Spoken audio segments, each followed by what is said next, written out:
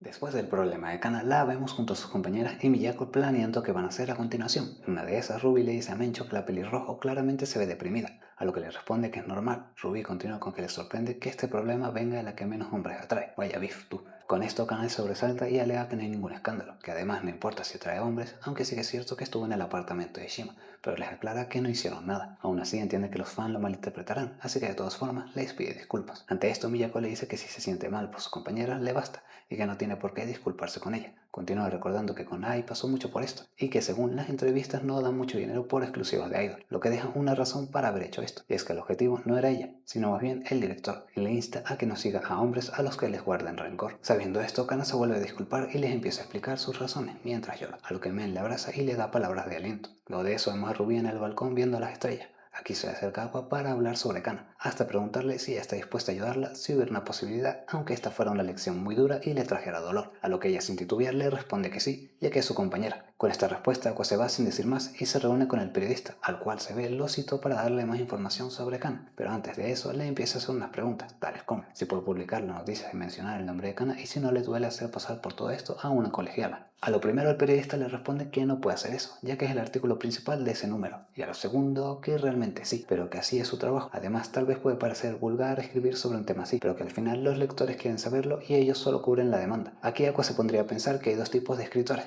los que se sienten culpables por escribir este tipo de artículos pero lo hacen para ganarse el pan, y luego los que lo hacen simplemente por ver estrellas caer, y que este es del primer tipo. Así el periodista le pide ir al grano y que le dé la información sobre Kana que él tiene, a lo que Aqua le revela que no tiene nada sobre ella, pero que trae algo mejor. Una historia que atraerá a mucho más público y que apelará a la curiosidad morbosa. Días después vemos a Kana despertando, preparándose mentalmente para ver la noticia. De esta forma, y aunque un poco titubeante, enciende el televisor, pero para su sorpresa y desgracia de Ruby, la noticia que pasa no tiene nada que ver con ella. 本日発売された週刊芸能実話によりますと、14年前に殺害されたアイドル星野愛さんには幼い双子の子供がおり、それを知って激高したファンの手によって愛さんは殺害されたと報じています。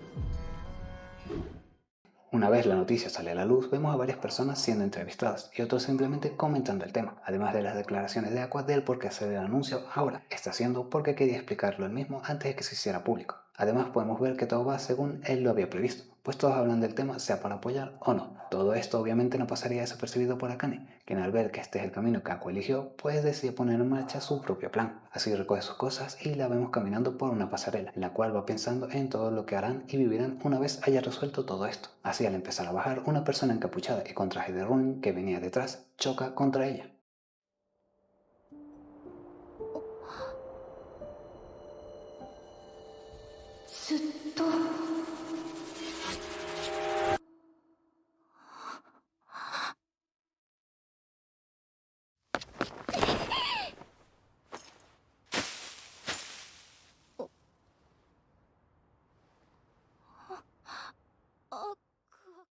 Una vez Aqua la salva, el chico se acerca a disculparse para luego irse. Con esto Akane le comenta a Aqua que ese sí que fue un buen susto y que le dio la sensación de que la había empujado. Aún así ella piensa que con todo lo que está pasando él no debería salir, pero antes de que pueda mencionar nada más, Aqua le pide que no haga nada peligroso, cosa que ella no entiende al principio, pero pronto le preguntaría cómo es que él está ahí, ya que no tiene trabajo ni viene saliendo de la escuela, y que de paso le da la sensación de que sabe lo que tiene en mente. A esto Aqua simplemente responde que ella es muy perspicaz y mira el muñeco del llavero en su mano. Ella, notando esta indirecta tan directa, rápidamente lo rompe para descubrir que dentro llevaba un localizador. Esto le molesta y le pregunta cuándo lo hizo, a lo que él le responde que desde que terminó el programa de citas, ya que intuyó podría conseguir información y quería tenerla localizada si llegaba a encontrar al culpable. Sabiendo esto, Kane le comenta que creía que en su relación eran iguales y que confiaba en ella. También que si se lo hubiera dicho, se habrían puesto 100 localizadores, pero él interrumpe diciendo que su último es mentira, ya que de haber sabido que tenía siquiera uno, habría intentado ocultarse, y la prueba que justo ahora y teniendo información de su padre iba a hacer todo solo. Ella intenta replicar, pero rápidamente Aqua encuentra un cuchillo escondido en el ramo de flores. De nuevo intenta explicarse haciéndolo ver como que solo lo usaría en caso de emergencia, pero otra vez es interrumpida por Aqua,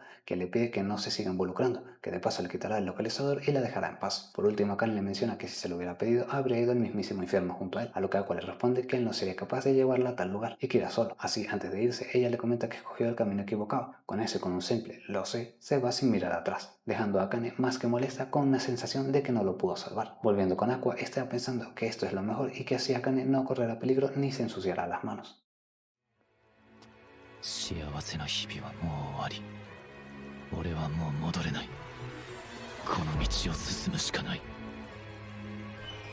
にきしかる。あいつを最も苦しめる方法は